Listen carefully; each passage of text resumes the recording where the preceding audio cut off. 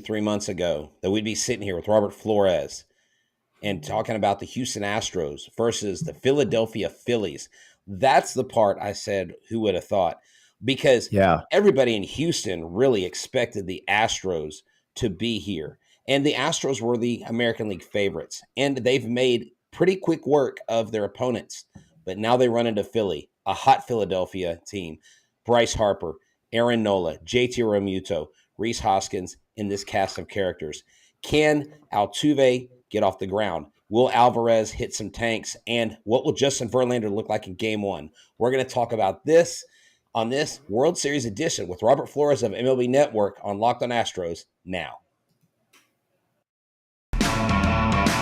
Hello and welcome to Locked on Astros, your daily Astros podcast. Here are your hosts, Eric the Man Heisman and Brett H-Town Wheelhouse Chansey.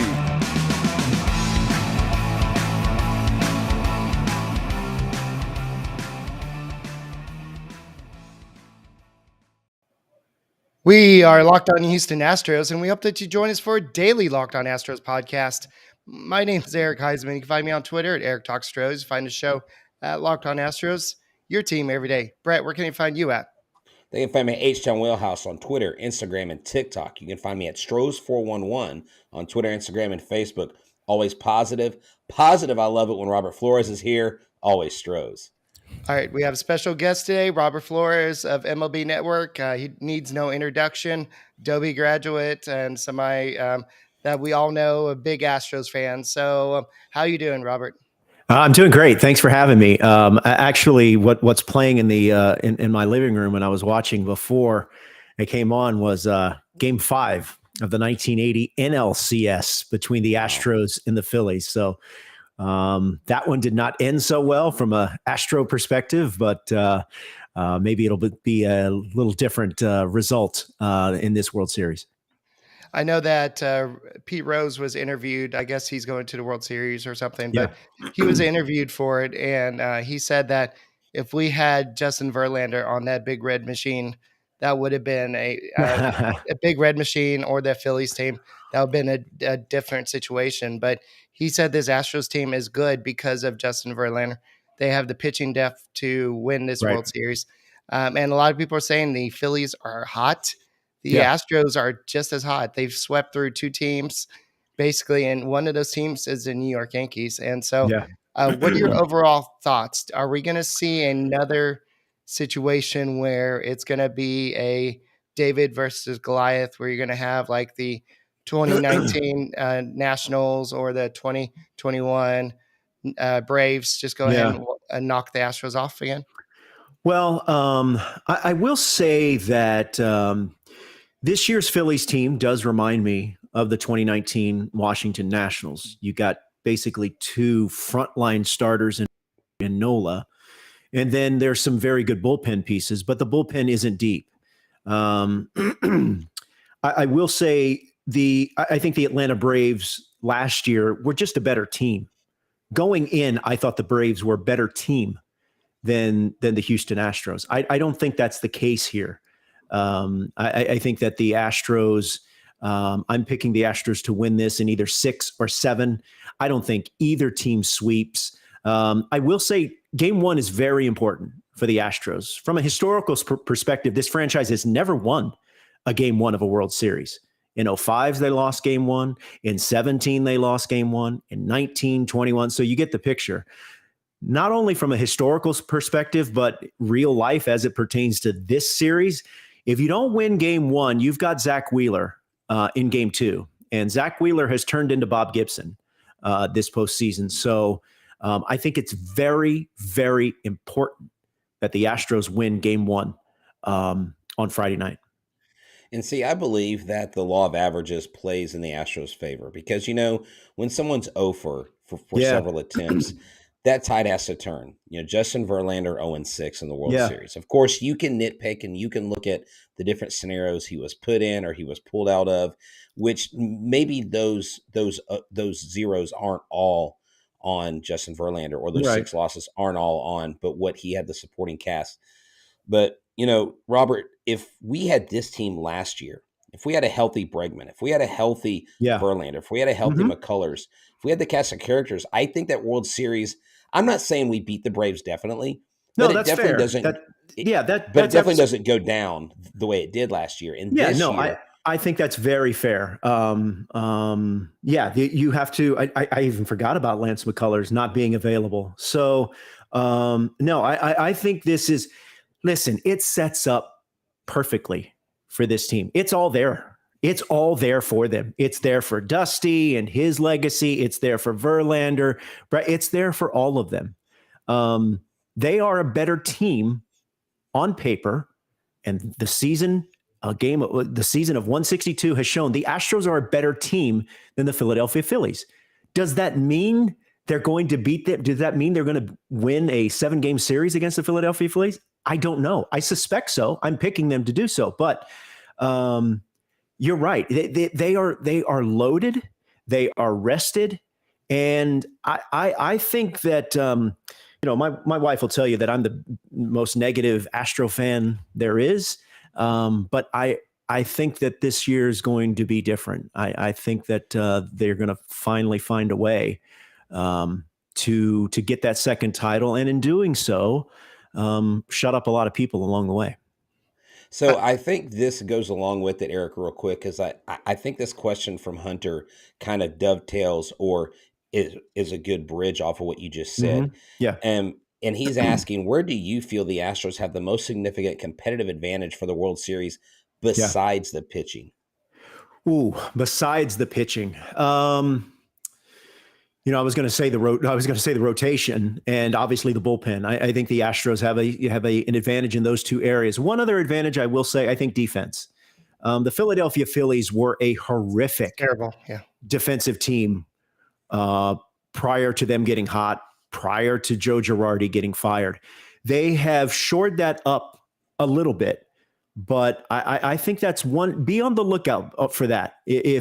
Because we saw in the last series, we saw the Yankees make a couple of mistakes, dropping a fly ball with 2 outs, not executing a double play. And then what happened? The Astros took advantage. So if the Philadelphia Phillies are going to start throwing the ball all over the yard, kicking it around, giving the Astros extra outs, I think that spells doom for them. So I would say defense is an area that I give another check mark to the Astros. I believe the Astros finished second in the league in fewest strikeouts, and they are in the top in terms of making contact. So that really fits against a bad defense, because if you put the ball in play, they're going to have to make the plays. I think that the Yankees had a pretty good defense, especially with Bader out in center field. I don't know if they have a great center fielder out there, but you can see how much a good defense can affect the game. But I just don't see that with the Phillies, and I think that's a big advantage. I think the hitting may tilt a little bit towards the Phillies, just because Bryce Harper's playing He's Mickey out Mantle. of his mind right now. Yeah, he's Mickey Mantle right now. Will the layoff affect them? Right. Will it affect? I mean, the Phillies were running so hot. Like extra hot. The bank was crazy. They were, and rightly so. And Bryce Harper put on a offensive display. Will the layoff, will that affect them in some way? I don't know. But I think it's going to be interesting to see how they go about attacking Bryce Harper. Because right now, for the most part, he's been batting fourth in the Phillies lineup. So, assuming you can get through that first inning, then you face Bryce Harper without anyone on base, and that's probably the best case scenario. But look, the Astros went up right after Aaron Judge. These pitchers don't fear anyone. They feel like if they can execute their pitches, they can get anyone out, and that, for the most part, has been the case. They're going to be called on again. That bullpen is going to be called on again to get some big outs. Yeah, Bryce Harper is one thing he's doing this postseason. He has a 1750 OPS, but one thing he's doing is he's hitting to the opposite field, and pitchers are probably trying to get him to go to the to right field, but regular field. But he's going to he's just finding a way to outsmart the pitcher, And Yeah. so I think when he's going opposite field, I'm sorry. I think when he's going opposite field, that's another indication of when he's locked in like he is now, he's going opposite field. He's sending that ball like he did against the Padres multiple times to left field. So they're going to have to, obviously, that's job number one for the pitching staff, the entire pitching staff, not starters, not relievers. I'm talking both. How do we attack Bryce Harper? Exactly. And Bryce Harper is, like you said, playing. I mean, he has finally lived up to the hype. Now, we know he's got the MVP, we know he's got the All-Star bids, and he's got the talent. I mean, I've known about this kid since he was in high school. I remember hearing the story of him dropping out of school and getting a GED so he can go to JUCO. Yeah, because people stopped pitching to him in high school. Exactly. So. And he was hitting the back of the trop in high school home run derbies with the metal bat. But nonetheless, here he is. And he has really taken on the Philly mantra. And I think, though, they put someone like Will Smith, who a lot of Astros fans aren't like really happy about. But if you look at Will Smith's numbers against the Phillies, they're actually really good. But look, here's the deal. I don't care if it's Will Smith on the mound or if it's Luis Garcia. If they're going to Minute Maid Park and they're wearing a dress shirt, dress shirts are hard to find, the ones that fit right. Also, while being made comfortable and matching the style, that's difficult. With the hustle and bustle you got going on, Roflo, you can take this to MLB Network Studios shirts like I'm about to tell you about. It's comfortable. Okay. You can play catch with your kid. You can drop them off to practice. You can dress up, go out with your wife, to dinner. Then the next day you can throw this shirt on, and it's called the Roan Commuter Shirt. It's the most comfortable, breathable, and flexible shirt known to man, and here's why. Mobility is everything. Roan's comfortable four-way stretch fabrics provides breathability and flexibility that leaves you free to enjoy what life throws your way. Whether you're hitting 18 holes of golf with your boy D-Row or you're out there trying to grind, trying to get the next interview with Ryan Stanek, looking good is easy. It's time to feel confident with a wrinkle-free shirt without the hassle. With Roan's wrinkle-free release technology, Robert, the wrinkles disappear just like the runs do on the scoreboard when the Astros relief pitchers are on the mound. And odor-free technology. This could probably help Rougned Odor to stay smelling clean. It's called Gold Fusion Anti-Odor Technology. You'll be smelling fresh and clean all day long. And on top of that, it's 100% machine washable. So you don't need to worry about going down the street, catching the L train to get to the dry cleaner. You can just throw it there in your washer and you have it. Now, this is how you get one. You go to Roan.com and use the promo code LOCKEDON to save 20% off your entire order. That's 20% off your order. That's RHONE. I see you writing it down. .com/LOCKEDON and use the code LOCKEDON.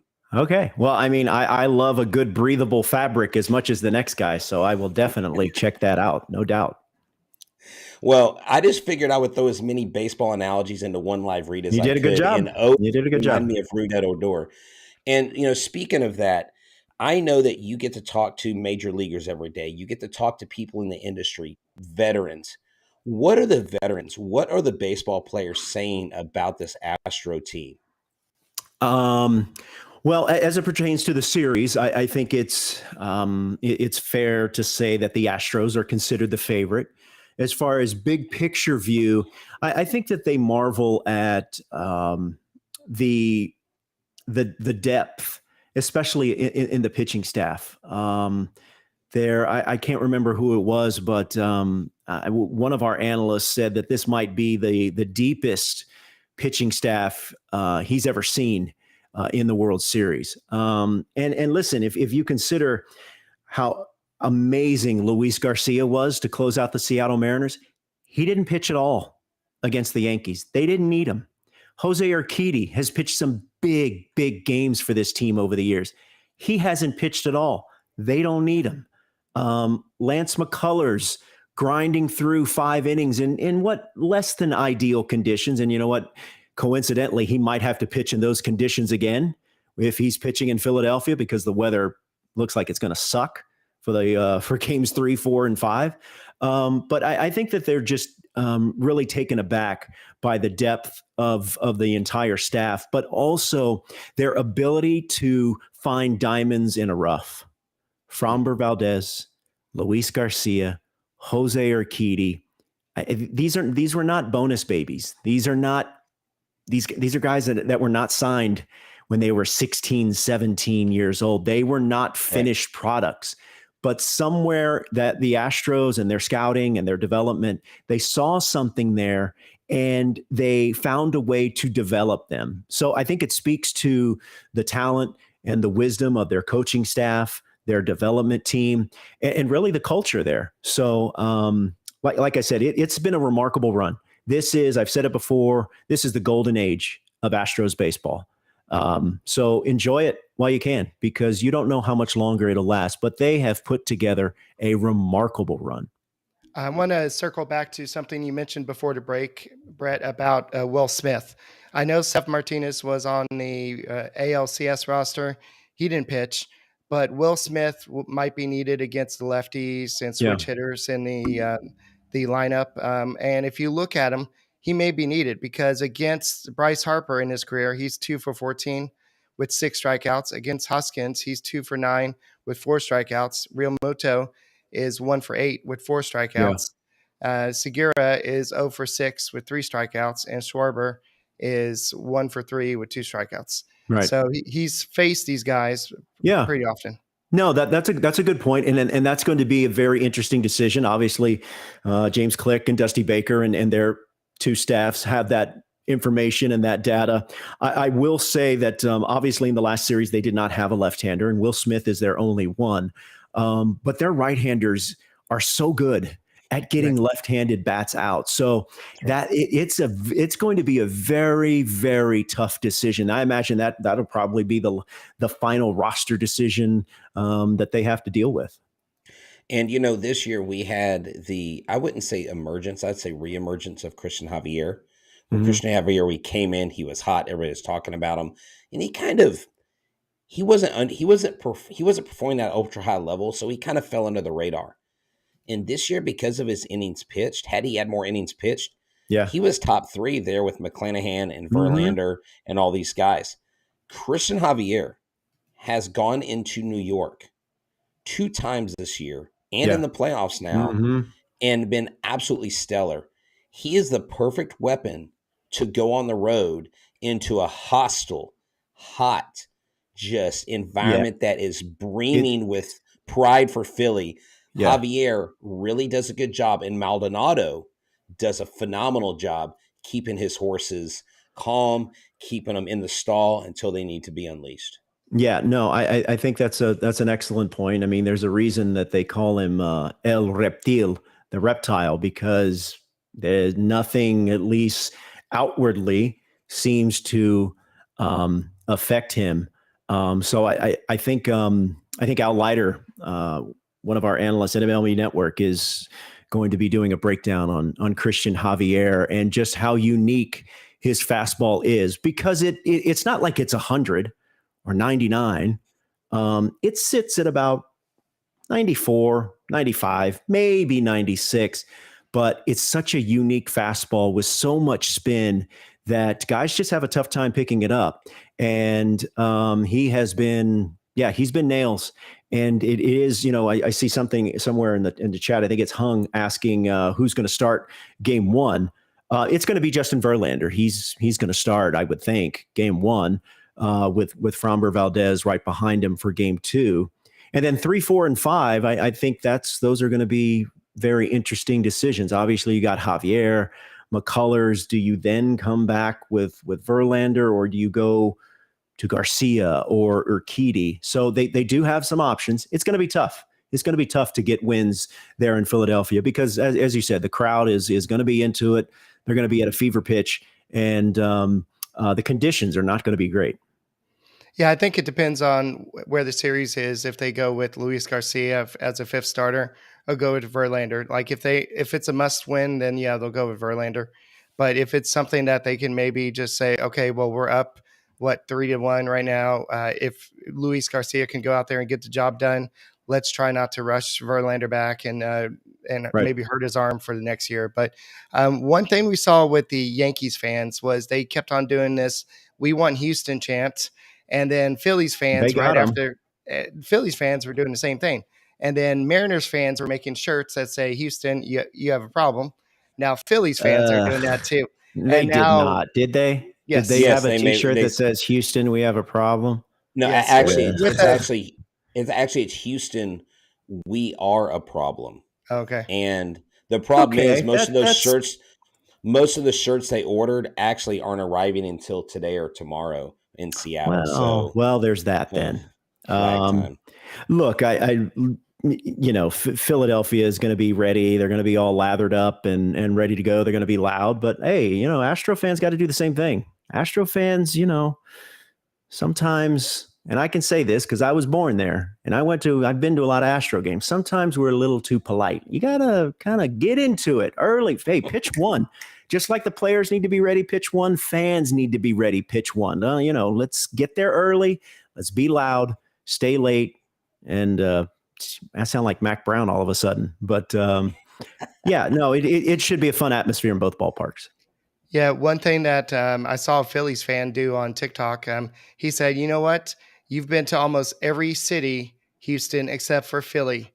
We're gonna bring it. We're gonna boo you with all trash can talk and everything." So, I mean, do you think that these players have not been booed before? Do you Yeah. think that I know, they've not it's seen trash cans or, signs? Or, I mean, this team, that's part of the reason why they're still here. right. They are stone cold killers there in that clubhouse. And I they mean are that in the best way. They are, how like the Texans are anti-clutch? That's basically the Astros are anti-Texans. They're the anti-Rockets. They are clutch. They are stone cold killers, and I like where they're at. I really do. They're obviously very talented. They're motivated. They're together, which I think can sometimes not get stated enough. So, like I said, I think it should be I'm looking forward for it to be a long series, but I think ultimately Houston will find a way to pull it out. I think this series comes down to a lot of intangibles, things that aren't on the field.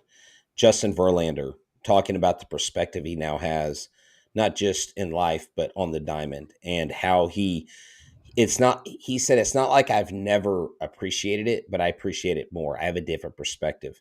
Dusty Baker, who has 100% confidence and has delivered a master class, and I think dealt with the bullpen the best he's dealt with any bullpen in his entire career. And Sully made the point last night. I was on Locked On MLB crossover. He said, Dusty Baker's done this a few times. And don't you think each time he's learned something a little bit, and maybe he's finally perfected and understands a little bit more how to deploy these guys? Because even if you people were questioning Kevin Brown going into game 3 of the ALDS, and they questioned them putting Kevin Brown in against the Yankees. But everything he's done has worked out. And this club has a bad taste in their mouth. Chas McCormick, that's exactly what he said after they won the ALCS. So this team is motivated for all the right reasons. This team, you would think, would be complacent and go, we've been here before.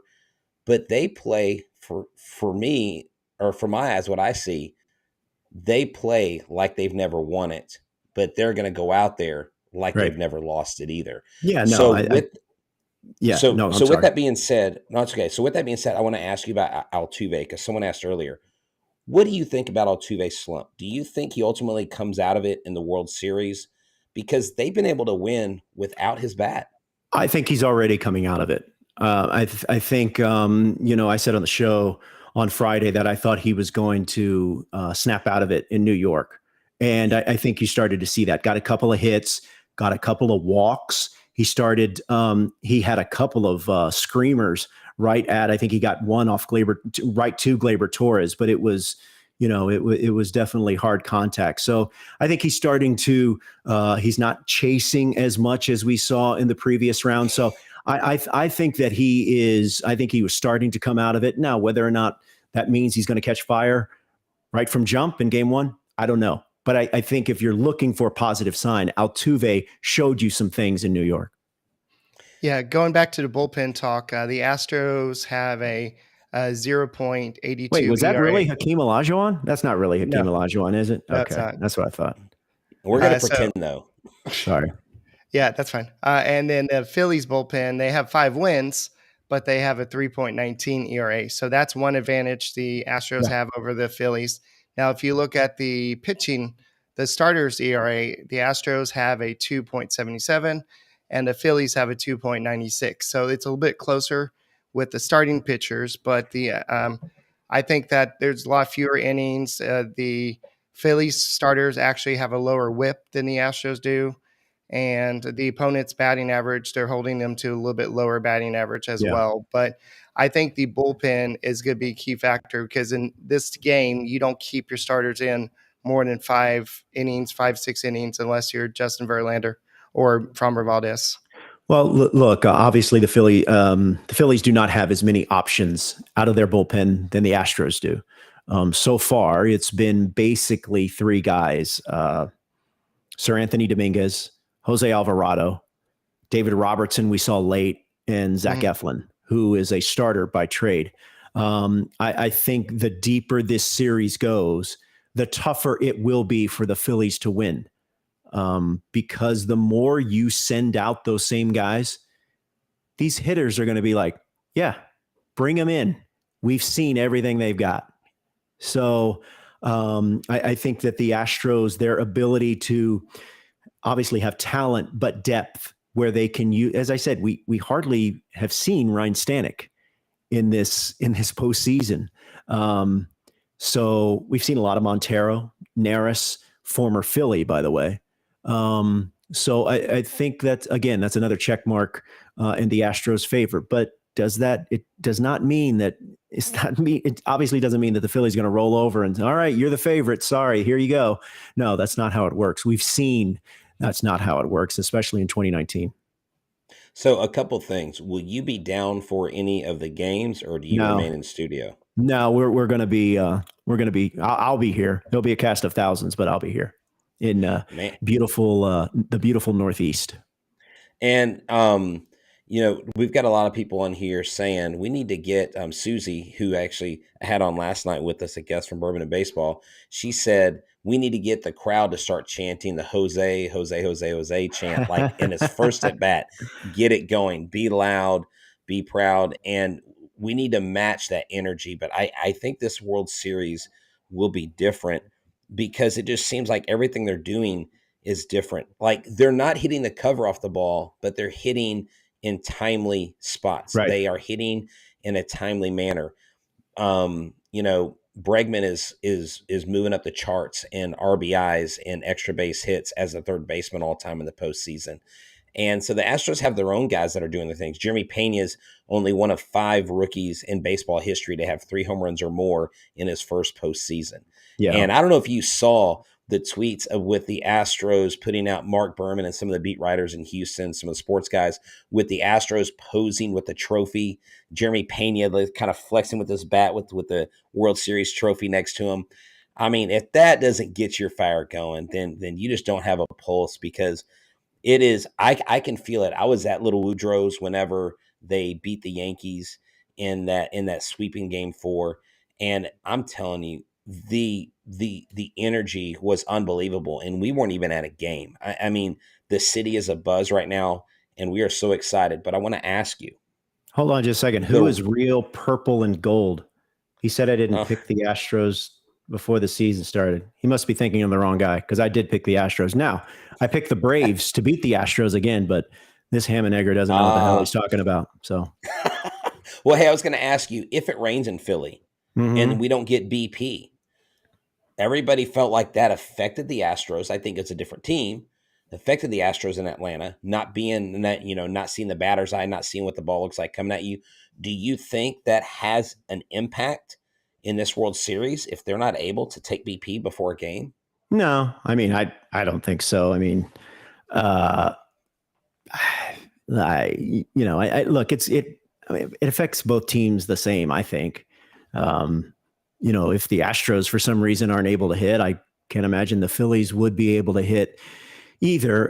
Guys have, a lot of them more. In fact, more and more do their hitting, where people can't see, either downstairs or wherever they have the hitting cage. So I really don't expect that to be an overriding factor. I do see that the where the conditions could play a factor. I mean, we saw the Phillies; they were affected by the terrible weather last Sunday with Sir Anthony Dominguez throwing the 3 wild pitches. So I think that is an area that could be concerning.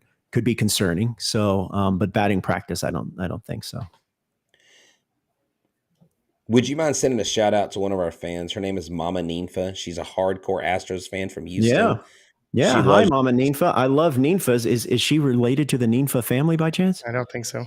Okay. She's not. I think she would have had us for like margaritas and tortillas and stuff. I was going to say you got to ship some of that. You got to ship some of that over here. But yeah, Mama Ninfa, hope you enjoy the World Series. Alrighty, so I know the Astros are looking to win their second World Series, and I know 2 questions. DH, who do you think gets a majority of the starts at DH? And a couple of people have asked who's going to be the X factor in the Astros winning the World Series? Ooh, that's a good question. That's a real good question. I'll say X factor. And it's kind of weird to call him an X factor because he is such a good player. He's one of the best players in the game and at his position. I'm going to say Kyle Tucker. He has really not found his way at the plate just yet so far this postseason. So I think he could be an X factor. If he gets going, that adds so much power and length to that lineup. So give me Kyle Tucker. And what was the other question? Who do you see getting the majority of the bats at DH because nobody's really hitting there? Yeah. You know what? I think that I think especially for game 2, you're going to see Aledmys Diaz there in the DH because he hits velocity so well. There's really not a fastball that he can't hit. And Zach Wheeler's fastball is hot right now. I mean, he's sitting at 100, 99, sometimes 101. So I think Aledmys Diaz. I thought Trey Mancini, he had a couple of good ABs. I mean, didn't show up or anything, but he did get that sacrifice fly. Was able to execute with 2 strikes, mind you. That's not always easy. And that kind of opened up the floodgates a little bit. I see a lot of people asking about David Hensley, and look, he's a very talented kid. Left-handed bat, which is nice to have, especially in this lineup. But man, that's a tough thing to ask a rookie to produce in at this time of year. But look, he's on the roster for a reason. So if they feel confident that he can get to one of these guys, or maybe a good pinch hit AB late in the game, then you got to roll him out there. Yeah, because when he was in there during the regular season, David Hensley was absolute nails. He did. I mean, even when he got the walk, or even when he got hit by the pitch, I mean, he's contributed here and there. Yeah. Where Jake we Myers, like rookies. Everyone likes rookies, and it's kind of like the backup quarterback. Everyone likes a backup quarterback. So, and here's the thing with Jeremy Pena: what if this kid continues his streak? I mean, you're talking about a guy that if he contributes the way he did in the ALCS, he could get another MVP for the series. Yeah. I mean, that's very realistic. Since September 16th, he's got 8 home runs and 23 RBIs. Mm-hmm. I mean, he has figured something out. He stopped chasing as much. He still chases a little bit. Yeah. But that is a great sign. Bregman, I think Altuve gets off the schneid. I think Jordan hits. Yeah. I think he hits at least 2 home runs. Hey, real quick, I know people are talking about rookies tough to produce, and they bringing up Jeremy Pena is not a rookie at this time of year. So you stop with the comparisons to Jeremy Pena and David Hensley. I know you guys are all in on Hensley. Got it, understood. Jeremy Pena, that's a different animal. He's been the starter since day one. So save me the rookie stuff. He's not a rookie right now. Hensley has how many ABs? You got that in front of you? How many ABs does he have at the big leagues? I'll look it up real quick. He probably has, 30? I would say maybe 30. I was going to say 30 30. ABs. Yeah. Yeah. And Again, he's not the that's a guy. Yeah. real tough ask. It's a real tough ask. Hey, I know you only got 30 ABs in the big leagues. Go get him, kid. 45. Okay. Houston, Texas Dave says 45. Okay. So, well, he has 29. 29? 29. He had 10 hits, a 345 batting average. Yeah. So. Yeah. No, I mean, I think the future is bright for sure. I think you just got to be real careful about when and where you put him in the lineup. You know, one thing is he's pretty fast. So, you know, that's another option there. Maybe pinch run, you know, something. But he was on the roster earlier in the postseason. So, but I just think you have to be real careful about where you put him. I think where you put Hensley is if it's late in the game, if it's close. Let's say Martin Maldonado hits a double, hits a ball in the gap. He's on second. Mm-hmm. Well, maybe you're in the seventh inning going to the eighth and ninth. The Astros need one run to untie the game. You put Hensley on second to hopefully drive him in, and then you can put Vasquez in for Maldonado to finish up the game, which is not a bad no. Look, option. this team's got a lot of options. Absolutely. So yeah, I just love it. I love when you come on because you sit there every day, you grind on MLB Network, and if I didn't have a real job, I would be watching every single hour of every show. But I go back and watch what I can. Oh, thanks, I appreciate that. I just love it, y'all have so much fun. You're real. You're a Houston guy. We feel like you're one of us, and so we just enjoy the heck out of you coming on. I want to say something real quick. My hat, I just want to send a shout out to a guy named Job. He actually designs these hats, and you can find them at Explicit Link, and then you can find the hat company he makes them for at Big City Cap Zone. Like, these guys are in Houston. Yeah, check like them out. that. I mean, this nice. is a fire hat that he sent my way, and I told him I'd give him a shout out and a thank you on the show. So thank you guys for that. You got it. Well, thanks for having me, guys. I appreciate it. Y'all enjoy the series. All right. Before you go, Robert, prediction? I'll stick with my, as I said earlier, I think it's either Astros in 6, 7. Okay. I would be very surprised if there's a sweep either way. I'd be stunned if the Phillies pulled off the sweep. But listen, we've seen upsets before. 1988 World Series, 1990 World Series. Those are some big underdogs, and they found a way. But that's why I say it's game one's really important. If you can go out there, get a win, maybe make a statement while you're doing it, I think that could definitely go a long way for the Astros. Okay. Well, once again, thank you, Robert, for coming on, and you're welcome anytime to talk Astros baseball. I know that's a big passion of yours, but you know so much about all the other teams across baseball. So thank you for joining. Where can they find you on Twitter, and where can they watch your show? You can find me on Twitter right there, right there. Where that at RoFlo on Twitter, and MLB Central will be on through the World Series. We're not going to the World Series, but we're going to be on. We're on at 9 a.m. Eastern, 8 a.m. Houston time on MLB Network. All right. So that's all we got for this podcast. We'll be on tomorrow with the host of the Locked On Phillies. So that should be interesting. Oh, that should be interesting. Yes, to have a little rivalry talk there. But thank you guys for making Locked On Astros podcast your first listen every day. Make sure you subscribe to us on YouTube and check us out on Apple, Odyssey, Spotify, wherever you listen to your podcasts. Check out the Locked On Astros podcast, and we'll be back tomorrow. Go Astros. See you guys.